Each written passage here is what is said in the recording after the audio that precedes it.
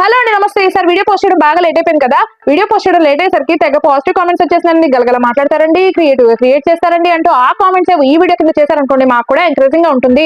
ఈ వీడియో అయితే చాలా ఇంట్రెస్ట్ గా ఎన్నో రోజుల క్రితం తీసేసాను, కానీ ఇంటర్వ్యూ వీడియో చేయడానికి కాస్త టైం పట్టింది. ఏం చేస్తాను, డ్రాయింగ్, ఎడిటింగ్, వీడియో టేకింగ్ అన్ని నేనే చేసుకోవాలి. మరి అయితే బంగారం రేటు బాగా పెరిగిపోయింది కదా, అందుకని చెప్పి మన దృష్టి కాస్త డైమండ్స్ మీద పడింది అనమాట.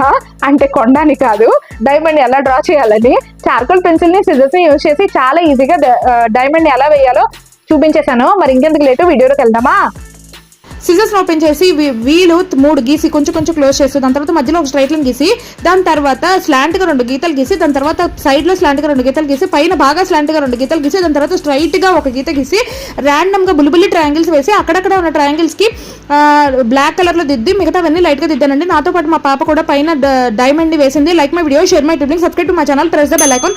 అయితే ఇక్కడ వి షేప్ ని యూజ్ చేయొచ్చు కదా అంటే కనుక సిజర్స్ తో యూజ్ చేస్తే పర్ఫెక్ట్ వి వస్తుంది అనమాట.